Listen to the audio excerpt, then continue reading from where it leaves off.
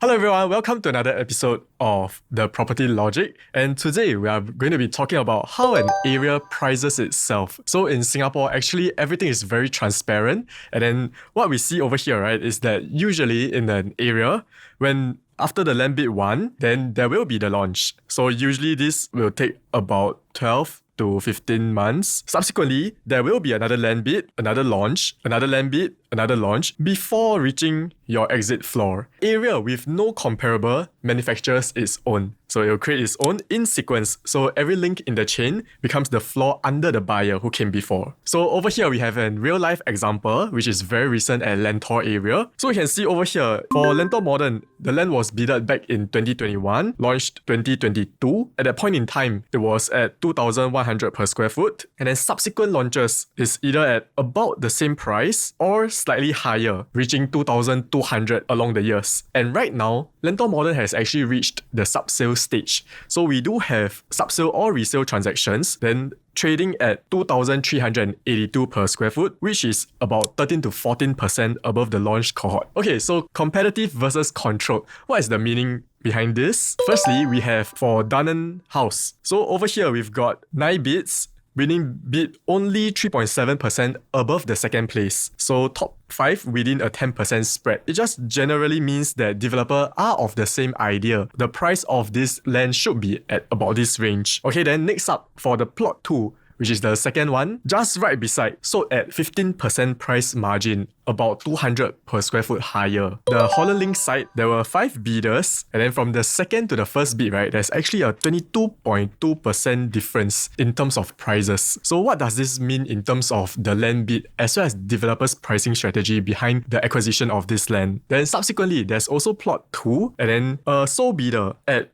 1.491 per square foot. But the main important thing to take away here is that it is 4.1% above plot 1, which is their own site as well. In a nutshell, we can see over here, for Turf City area is actually competitive, whereby there were plenty of bids, as well as the bids are generally very close. Okay, whereas for the second bid, it's very far apart at 15% increment in just 10 months time. Whereas for Holland Plain is a lot more controlled, whereby for the first bid, right, developer already went in with a more aggressive approach, okay, at 22.2% above the second bidder. And for the subsequent bid, maintained the per square foot to increase it by 4.1%, a very, very gradual or growth in 9 months' time. So as a buyer, you might want to ask yourself these few questions. First one will be how many plots and where does this one sit in the sequence? So for upcoming Amberwood at Holland, where does it sit? It will be the first one in the sequence, as well as the first land bidded, as well as first launch. And we already know that the second plot has already been bidded. There will definitely at least be the second plot in the sequence in the near future. Okay, then next up, who holds the next plot? Is it the same developer or competitor? At least for the first 2 plots, we know that they are both by Sim Lian, okay, which is the same developer. Okay, then next up, what does the bid say? Is it common consensus that the price of this area should be as such, or is it a conviction that the pricing in this area will become like that in the near future? What is the escalation? Is your entry protected by the next plot's economic? If Sim Lian did not bid for the second plot of land, right, it could go to another developer at maybe 5% to even 10% decrease in price. And then at that point in time, right, then your entry will not be protected. But at this current juncture, at least from what we know now, the second plot has already been bidded. So will Sim Lian continue bidding for the rest? We'll stay tuned. Disclaimer, while every reasonable cost is taken to ensure the accuracy, do check with your trusted advisor before proceeding with any purchase or sales for the transaction. We are back to the main topic of the day, Amberwood at Holland. At this point in time, right, we do not have too much information on the project itself. So today what we'll be discussing is to analyze Amberwood as a project. So we'll be going in from 3 angles. First one will be the land density, second one land cost, as well as exit analysis. Okay, so land density. For those who don't know, there's actually a regulation by the government to state that how many units can be built within plot of land itself. You can see over here there's actually a red dotted line. So that's where the boundary is at. So for those, the area that falls within this red dotted line, they are classified as central area. And then for a central area, the units should be less dense as compared to the outskirts or heartland areas. Okay, so the formula for this is if your unit fall within this area itself, within the central area, you have to have 100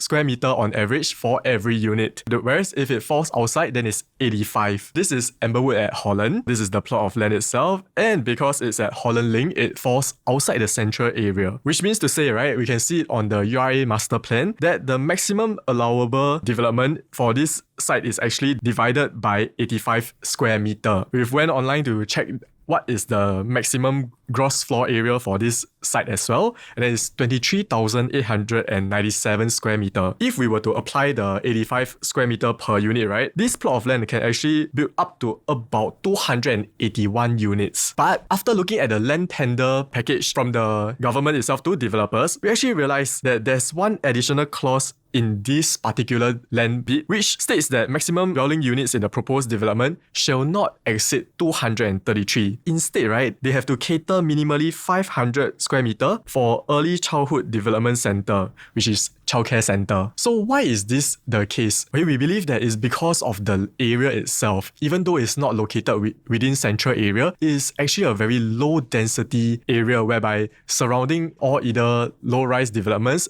and or good class bungalows. Over here, what we have is max allowable dwelling units should be 281, but it is restricted by the government itself to cap it at 233. But as of today, what we have from the developer is that they are actually planning to build only 212 units, which further decreases the density of the project itself and also increases like exclusivity. So this will be one main selling point for the development itself, because if we are looking at most of the other developments in Singapore, developers generally want to maximize the number of dwelling units, because for a same square footage of like 1.5 square feet, if I can build 2-bedders as compared to just one 4-bedder, the two 2-bedders will be able to sell at a much higher price as compared to the one single unit. Okay, so next up, land costs. As what I've mentioned just now, 22.2% higher than the very next bid. Is this overpaying for the land? Okay, so something to take note is that we've went through and looked back at Sim Lian's pricing strategy as well as land acquisition strategy. So from 2003 till date, right,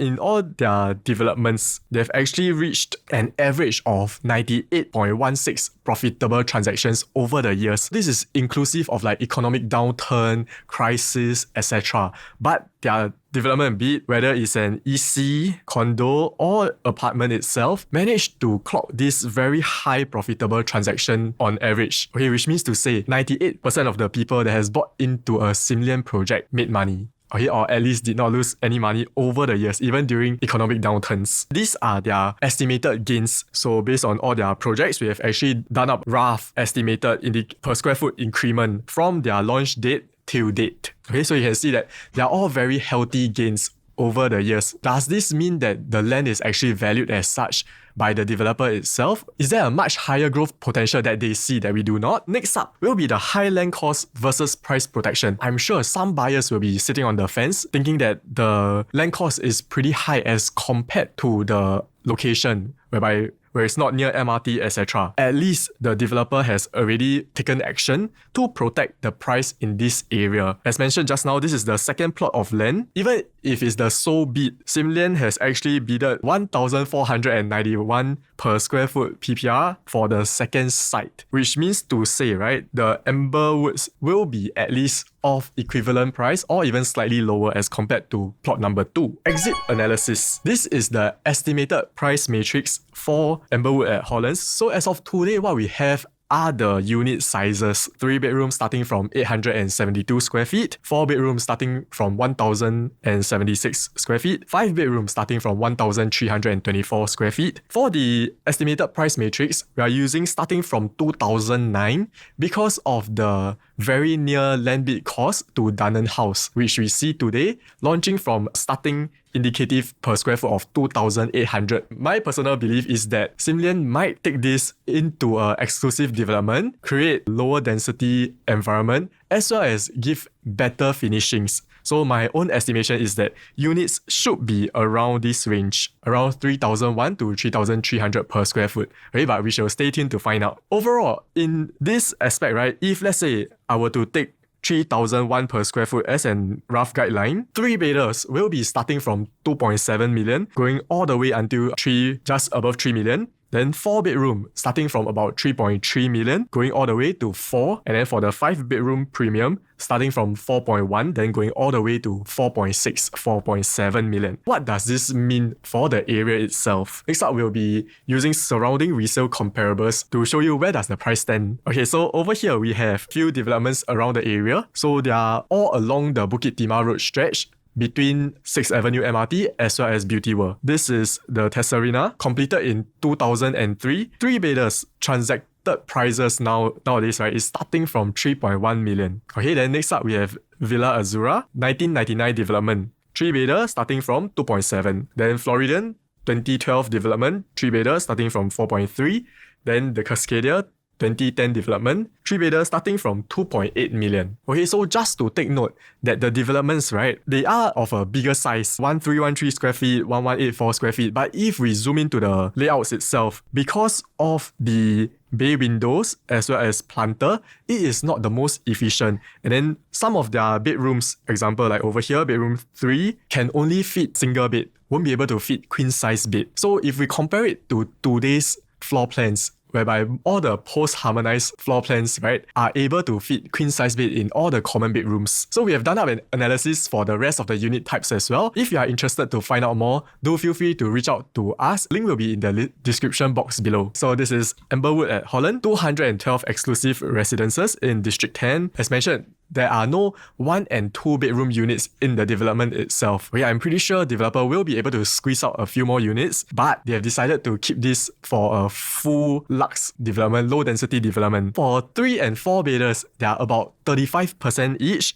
Then for 5 bedroom, 30%. So we can also estimate that the future residents in this area, or the buyers, will most likely be buying for own stay as compared to having a development with a mix of investors as well as own stay. This is also within one of the most established education belts in Singapore, within 1 km to Methodist Girls' School. And I think this fully fits into why the developer has chosen to build from 3 bedrooms onwards, because this actually caters to family needs. We've done a rough check as well. As of today, right, there's about 5,600 to 5,800 units inclusive of landed, which are 1 km to Methodist Girls' School. Then next up, for exit audience, who will we be targeting? First one will be the right sizes, people who are staying in the area itself already, landed GCB owners staying around the area. For school cycle, Methodist Girls' School, okay, admission renews every year. As of today, right, most of the property around 1 km